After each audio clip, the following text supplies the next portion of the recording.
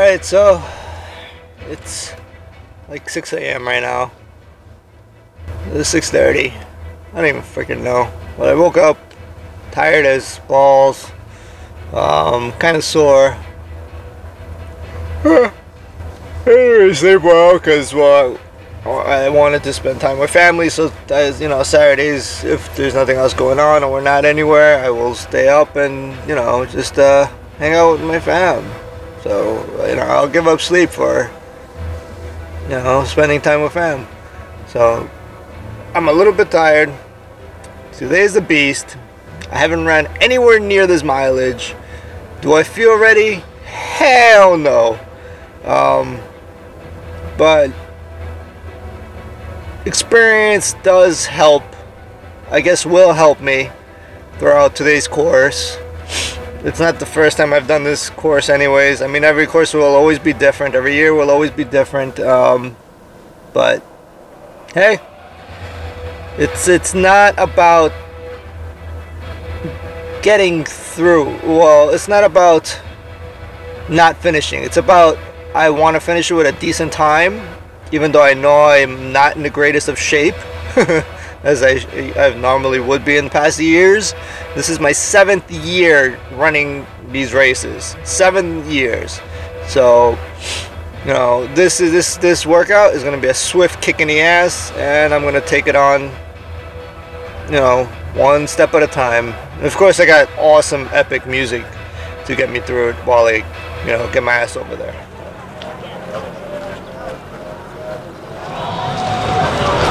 Alright, so made it. I'm sore as I'm sore, a little bit tight, feeling rusty, so, but nonetheless, none of them are excuses, they're just obstacles. Got my race packet, ready to roll. So let's get set up. This will probably be the last video until I get out of the race. So after this, I'm pretty much gonna go to bag check, bag everything, check it in, and then I'm going to tackle on this course.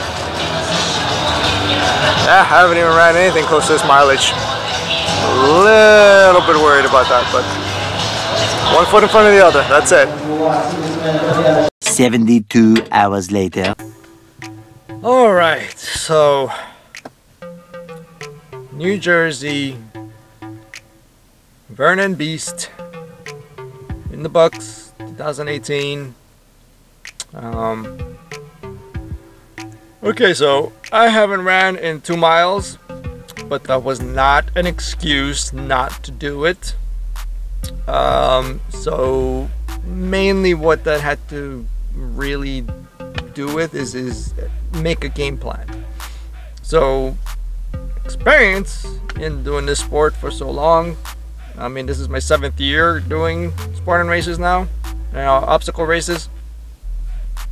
I went into the game plan that, okay, I'm not used to having so much fuel anymore. Now I'm gonna need something to keep me going.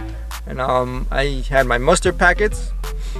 I had my little, you know, my little container of water, which I did have the whole time. I finished it probably towards the end, like the very last mile. And I was accurate on my mileage. So this is important. You have to learn how to know what your gas tank is currently at. Okay, everyone has a gas tank. Some people pretty much have a gigantic pit of gas in them, which means they could just go on forever and not get any type of cramping or exhaustion. My gas tank, I was aware that I only had up to 6 miles. So 6 miles in, once I hit those 6 miles, you know, it was good. The first mile was brutal because it was like a wake-up call. Like, all right, Aragon, this is what we're gonna do. This is what you're in for. It's time to battle. Wake up. And that's totally the first mile. The first mile was pretty damn rough. But once you get through that first mile of the course, then I started to get into my groove. You know, that's when you start to pick up on your pace, and you start, you know, you can just go. I was enjoying it. I was enjoying the race, and I was, you know, re-enlightened again. I was motivated. I was having fun, you know, because at the end of the day, this is just you know, you're here to test yourself, to push yourself, but also have a good time. So up to mile 6, I was fine. I was good. I was not slowing down. I had my runs in there. You know, I slowed down my pace when I had to go to up hills. When I had to go down the hills, you just sprint the damn thing. So it was good. It was fantastic.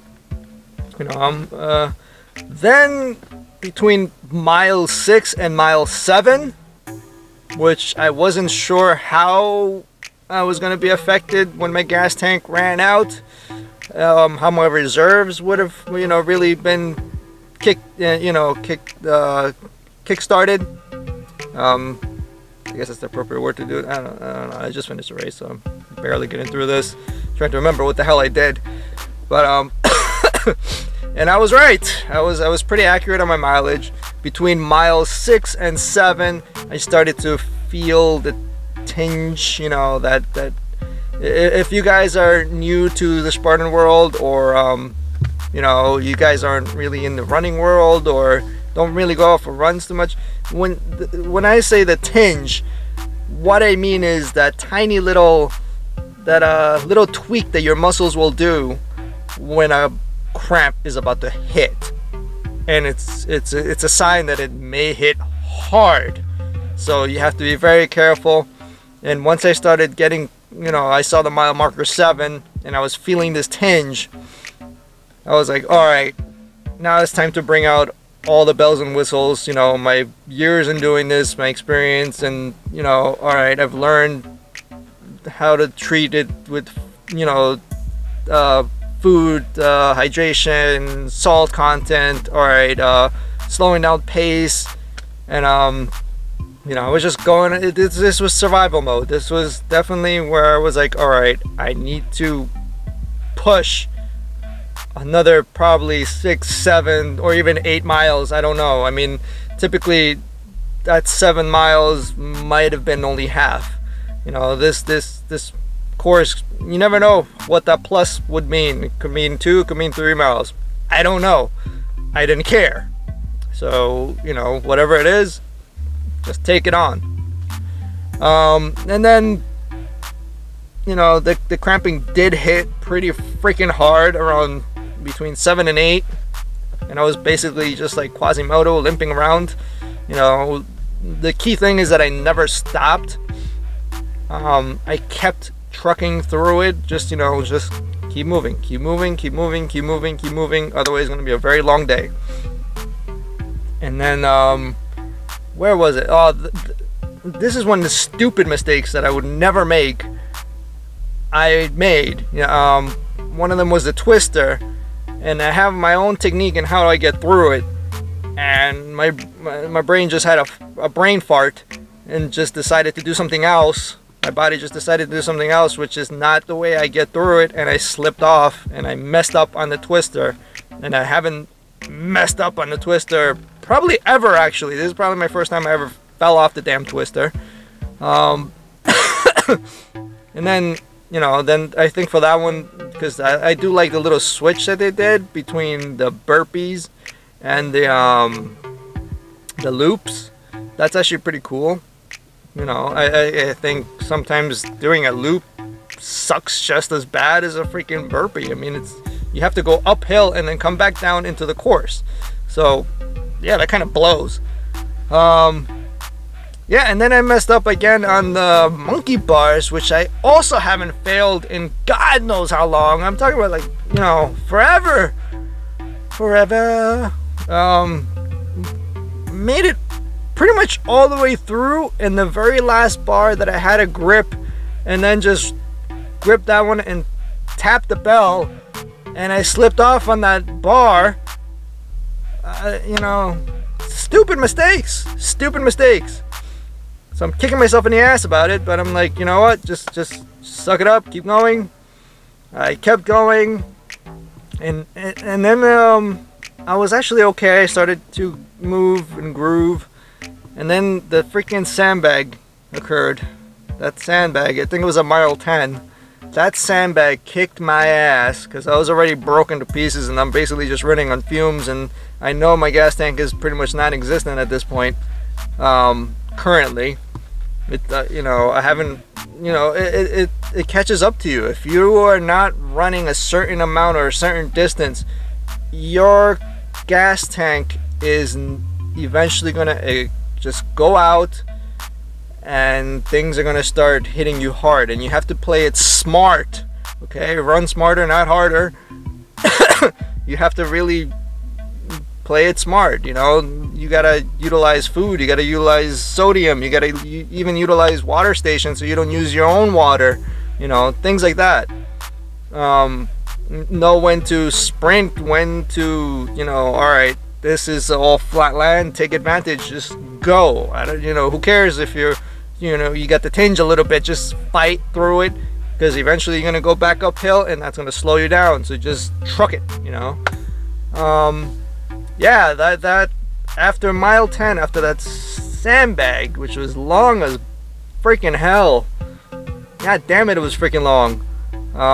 It was almost like a mini version of that time in it was during an ultra in Vermont, and we had 2 sandbags to carry up, and it was the worst freaking pain ever. It was oh man, people were giving up left and right on that sucker.